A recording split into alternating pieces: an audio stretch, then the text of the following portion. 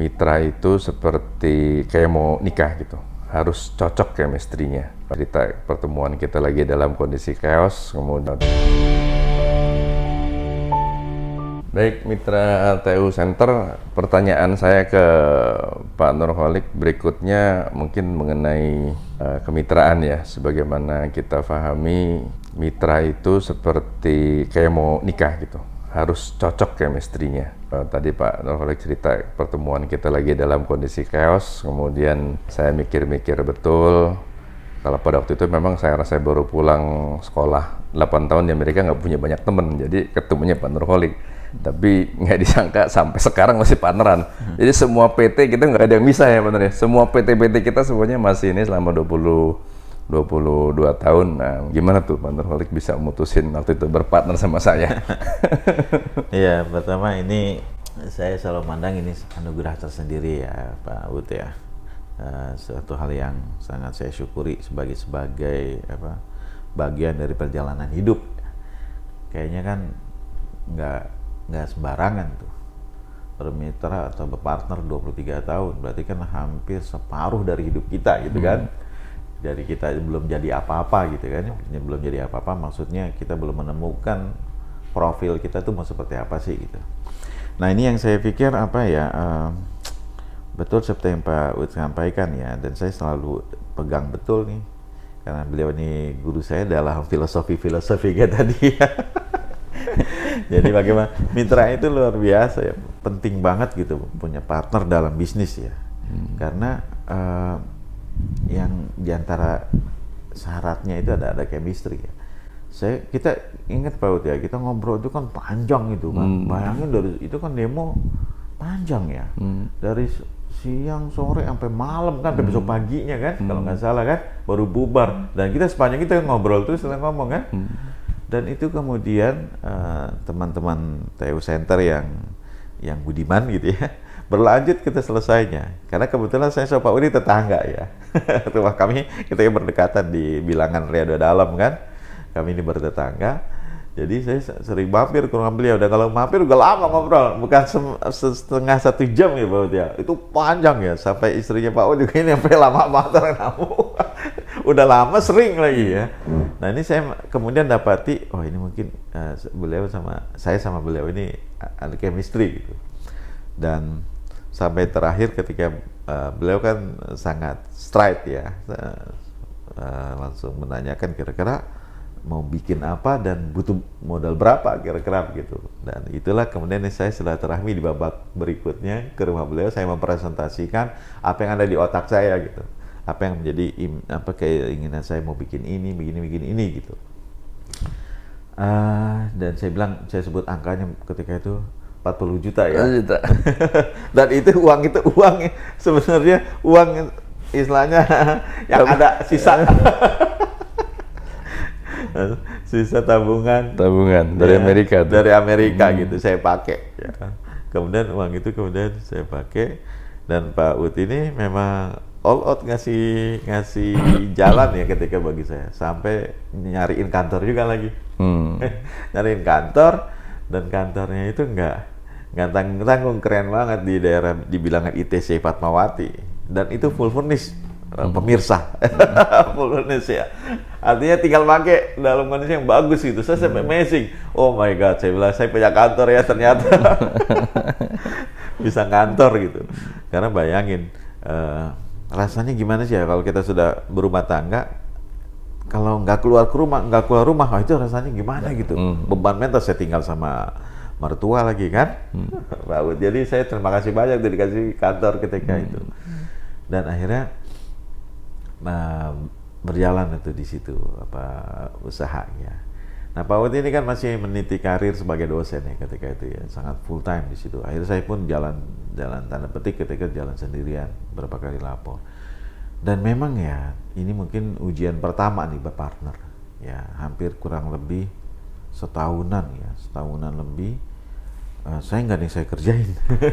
Atau lebih tepatnya nggak ada pekerjaan yang jadi gitu, menjadi sesuatu ya. Terakhir saya mendapatkan pekerjaan itu sebagai IO ya ketika itu, bikin itu Pak Uut ketika dapat kerjaan dari PK Expo. Di balai, ketika itu saya bikin di Balai Room. Ketika dulu kampus boleh masuk ya.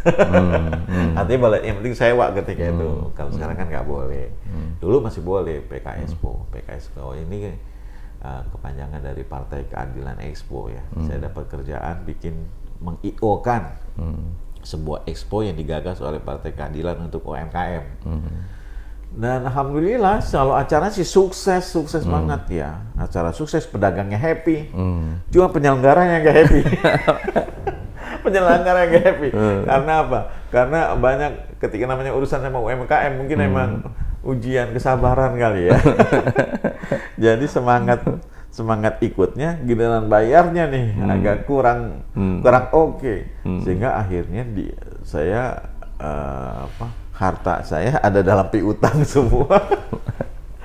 Sehingga ada yang nggak tertagih. Ini yang saya laporkan ke Pak Uut ya, sehingga sampaikan baru kejadian itu Pak Uut memberikan kepada saya teori tentang opportunity cost. Silakan terjelasnya opportunity cost. Singkat cerita yang saya sampaikan adalah beliau mengkritik saya bahwa saya membuang waktu ya yang harusnya saya bisa kerjakan yang lain ya, tapi untuk kerjaan begini yang akhirnya ya ada kesempatan yang hilang, kurang lebih begitu ya. Nanti beliau sendiri nyerang ke opportunity cost ya. Nah, tapi titik poinnya adalah ketika itu ini ujian pertama kemitraan ya, karena berarti uang beliau habis dong. Ya, 40 juta habis dong ya. 40 juta ini nggak jelas, walaupun saya bisa dipertanggungjawabkan ya. Artinya uang itu bisa bertanggungjawabkan, kemana larinya bisa bertanggungjawabkan. Sampai kemudian nanti ada kabar yang gembira lainnya dari hikmah ya. Hikmah apa istilahnya, diutangin apa kalau gitu. Hikmah kagak dibayar sama UMKM. Yang mungkin mereka nggak bayar karena mereka ya masih pada perlu semua Pak Uut, jadi kagak dibayar. Hikmahnya adalah mungkin Allah memberikan opportunity yang lain. Ya. Tapi itu opportunity yang nggak disangka-sangka. Ya memang kalau pakai teori agak susah ini. Ya, kalau mungkin masuk teori nggak boleh kali Pak Uut ya. Menggantungkan kepada yang begitu ya nggak boleh dalam teori bisnis mungkin ya.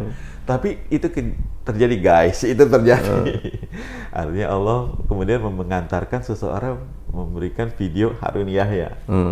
Yang ketika saya siapa tuh namanya? Pak Catur. Oh, Catur. Dokter Catur. Nah, ketika itu beliau masih master ya, mengantarkan video Harun Yahya.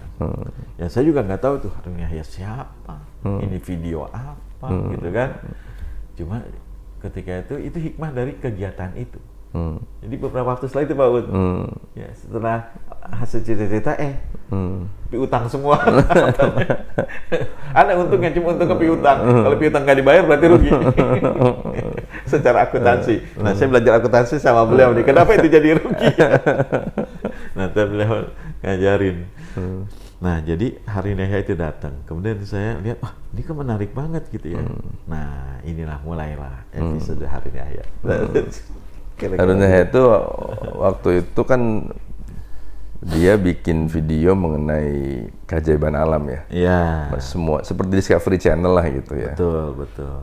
Mengenai keajaiban alam, tapi semuanya dihubungkan dengan Al-Qur'an ya. Iya. Al-Qur'an. Sehingga waktu itu memang segmen kita adalah video anak-anak Islami. Iya. Itu ya, video anak Islami. Nah, itu yang menarik adalah ketika itu kita menganggap ini video anak-anak ya, karena ini tentang alam, tentang binatang gitu kan. Miracle in Nature kalau nggak salah judulnya itu, Miracle in Nature, benar ya? Miracle in Nature. Itu tentang alam ya. Walaupun sebenarnya kontennya setelah terus yang terkenal itu kan Human Creation. Ya, Human Creation. Itu yang Human Creation itu yang kedua itu. Kedua ya. Yang kedua itu video kedua kalau nggak salah ya. Saya dapat video itu satu. Kemudian ini mau nggak ditawarin sama Pak Catur, mau nggak memproduksi ini? Ini nggak punya duit nih, duit udah habis. Duit udah habis, gimana ya? Ya nanti kita nyari utangan, episode nyari utang. Ini nggak ada duit, Baik pengen produksi, ini kayaknya bagus nih, begini ya. Saya lihat, ini bagus sih, menarik nih, konten menarik. Sekali lagi konten is the king. Nih, konten is the king. Ketika itu feeling saya mengatakan konten ini, ini bagus nih konten ini, menarik nih. Di masa bakal begini. Sudah kebayang sama saya. Cuma permasalahan nggak punya duit. Pak Ud memang nggak punya duit untuk memproduksi dan segala macam. Ini gimana nggak punya duit? Maka malah petualangan kita mencari jadi investor. Mencari investor. Nah, kita ketemu tuh sama seorang kawan ya, sahabat kita. Nggak usah kita sebut namanya kali ya.